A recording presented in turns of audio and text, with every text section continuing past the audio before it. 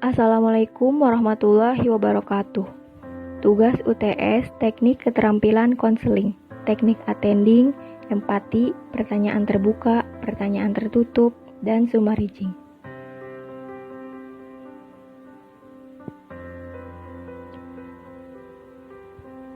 Nama Almaida Yanuariski, kelas E, jurusan Bimbingan Konseling Islam, NIM 201520-184.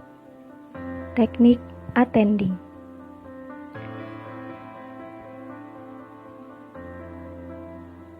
Attending adalah teknik yang dilakukan konselor untuk menempatkan diri sedemikian rupa sehingga dapat memberikan perhatian kepada konseli secara penuh dan konseli dapat merasa dihargai oleh konselor, yang membuat konseli dapat mengekspresikan perasaan dengan sukarela dan terbuka.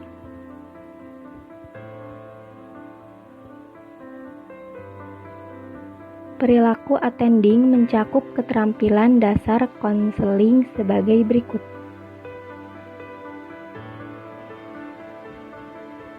1. Menata ruang, mempersiapkan ruangan khusus untuk layanan konseling.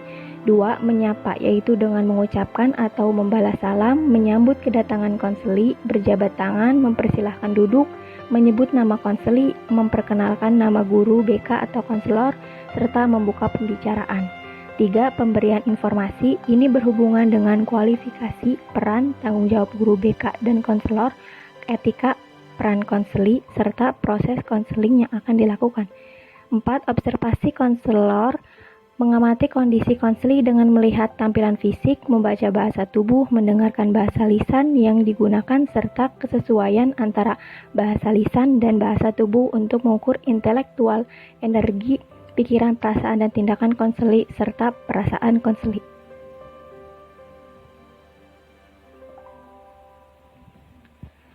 Selanjutnya 5. Mengatur posisi badan yang baik adalah 1. Duduk dengan rileks, badan tegap, tidak kaku, dan sesekali condong ke arah konseli untuk menunjukkan kebersamaan dengan konseli. 2. Duduk dengan jarak yang cukup dengan konseli, tidak terlalu dekat dan tidak terlalu jauh. 3. Menaruh tangan dengan rileks di atas pangkuan. Gerakan tangan mengikuti komunikasi verbal untuk menekankan ucapan. 4.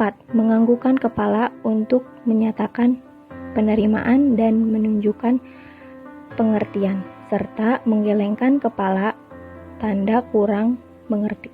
5. Ekspresi wajahnya yang tenang dan responsif, misalnya senyum secara spontan, dan senyum konselor 2 cm ke kanan dan 2 cm ke kiri.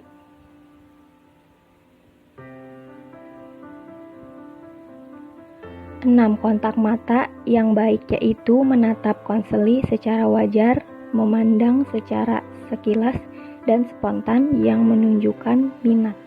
Cara pandang konselor seperti pas foto, yang memandang hanya per 1 detik, seperti melihat mata 1 detik, lalu melihat hidung 1 detik, dan juga perhatian terhadap apa yang dikatakan konseli. 7. Mendengar aktif, memerlukan mendengar terhadap isi, suara, dan bahasa tubuh dari orang yang berbicara. 8. Menetapkan tujuan adalah aktivitas konselor mendorong konseli menyadari kebutuhan memperoleh bantuan sehingga menyepakati perilaku yang akan dibicarakan dalam proses konseling. Teknik empati.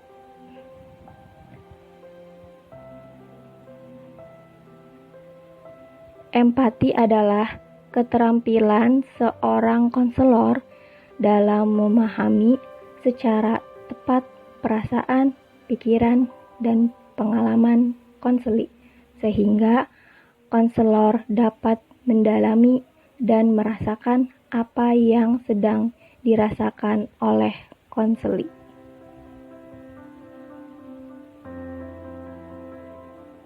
Tujuan empati.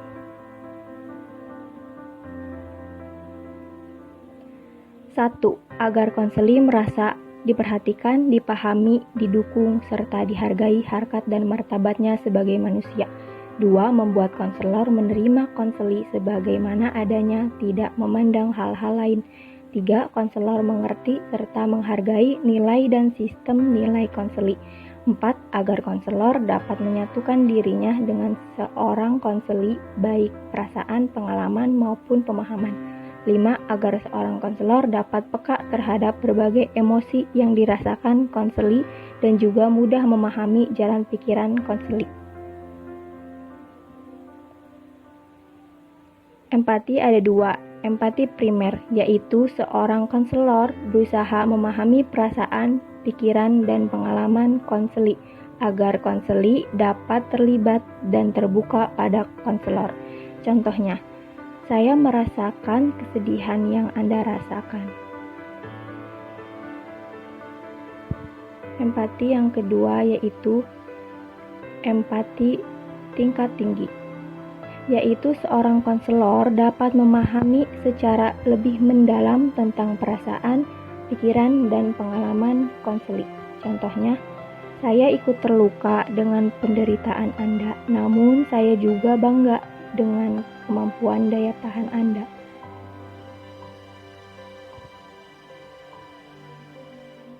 Cara agar seorang konselor dapat merasakan apa yang dirasakan, dipikirkan, dan dialami konseli. Seorang konselor harus melakukan usaha sebagai berikut. 1. Melihat kehidupan internal konseli. 2. Menempatkan diri ke dalam persepsi internal konseli.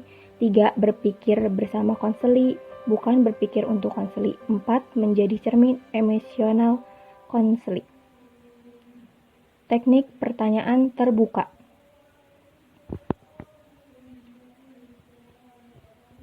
Pertanyaan terbuka adalah keterampilan konselor yang digunakan untuk memancing jawaban konseli agar bersedia mengungkapkan perasaan, pengalaman, dan pemikirannya lebih panjang, lebih luas, lengkap, dan lebih dalam.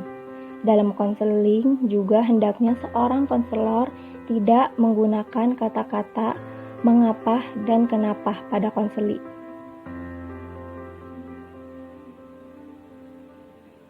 Tujuan pertanyaan terbuka. 1. Agar konseli dapat mengungkapkan apa yang sedang dialaminya secara panjang lebar. 2. Agar konselor dapat mendalami apa yang sedang dialami konseli. 3. Agar konselor dapat mengetahui sikap konseli secara mendalam. 4. Agar pembicaraan dalam konseling bisa lebih terpusat pada apa yang disampaikan oleh konseli. Contoh,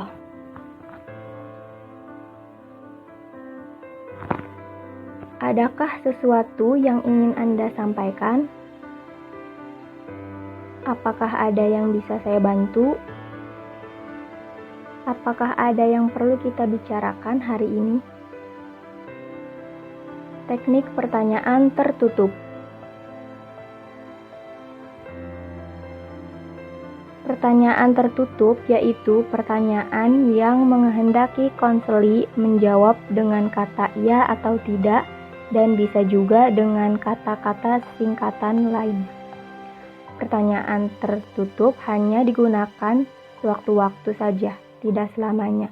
Pertanyaan tertutup digunakan dalam proses konseling.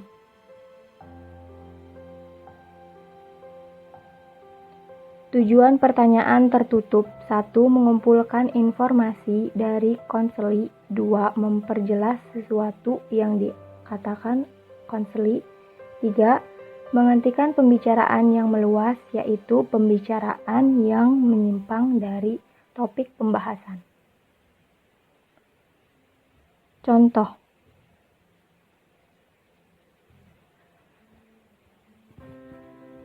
anak Anda ada berapa? Selama ini Anda merasa tertekan dengan kehadiran teman Anda. Teknik summarizing.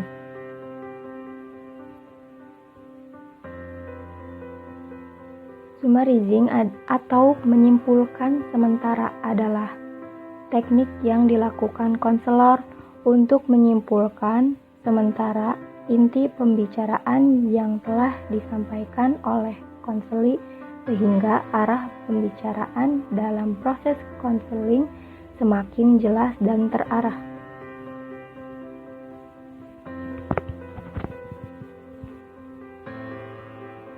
Tujuan summarizing. 1. Memberikan kesempatan kepada konseli untuk mengambil kilas balik dari hal yang sudah disampaikan oleh konseli. 2. Untuk menyimpulkan kemajuan hasil pembicaraan secara bertahap. 3. Untuk meningkatkan kualitas diskusi. 4. Memperjelas fokus wawancara konseling. Jenis-jenis summarizing. Summary bagian adalah kesimpulan yang dibuat oleh konselor di setiap saat dari percakapan yang dilakukan konseli dan konselor yang dipandang penting. Kesimpulan ini biasanya didahului kata-kata seperti untuk sementara ini, sampai saat ini, sejauh ini, selama ini, dan sebagainya.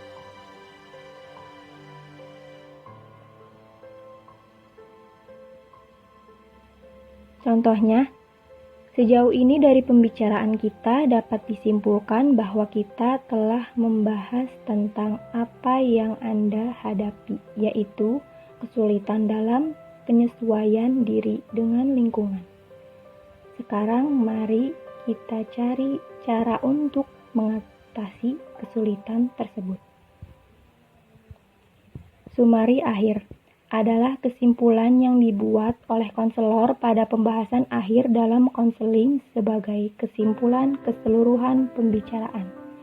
Kesimpulan ini biasanya didahului kata-kata seperti kesimpulan akhir, sebagai puncak pembicaraan kita, sebagai penutup pembicaraan kita, dari awal hingga akhir pembicaraan kita, dan sebagainya. Contohnya, sebagai penutup pembicaraan kita, dapat saya sampaikan bahwa Anda mempunyai kesulitan dalam memilih program studi. Oleh karena itu, mulai besok pertimbangkan kelebihan dan kekurangan beberapa program studi yang akan Anda pilih, lalu melakukan strategi yang sudah kita bicarakan tadi.